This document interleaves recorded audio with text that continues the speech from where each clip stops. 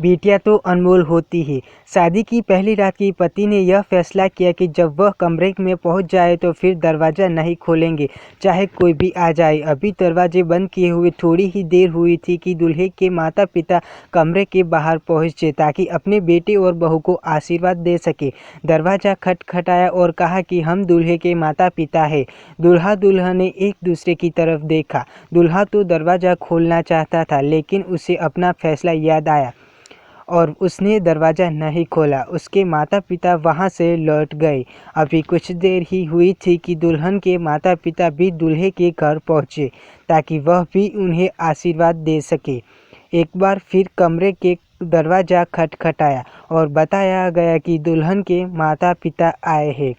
दूल्हा दुल्हन ने एक बार फिर एक दूसरे की तरफ से देखा और फिर अपना फैसला याद किया।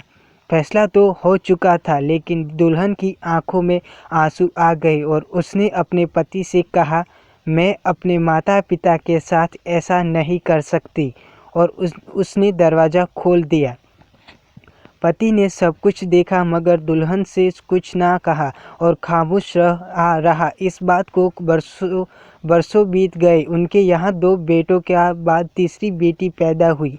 पति ने नन्ही गुड़िया की इस दुनिया में आने की खुशी में बहुत बड़ी पार्टी का आयोजन किया और इस पार्टी में सभी को न्योता भेजा गया और खूब खुशियां मनाई। उस रात पत्नी ने अपने पति से पूछा कि आखिर क्या वजह है कि आपने इतनी बड़ी पार्टी का आयोजन किया, जबकि इससे पहले हमारे 2 बच्चों के पैदा होने पर हमने यह सब कुछ नहीं किया था।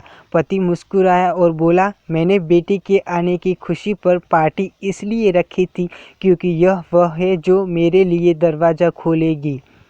पत्नी को बरसों पहले बीती बात याद आ गई और उसका सर शर्म से झुक गया। सच है, बेटियां तो हमेशा अनमोल ही होती हैं।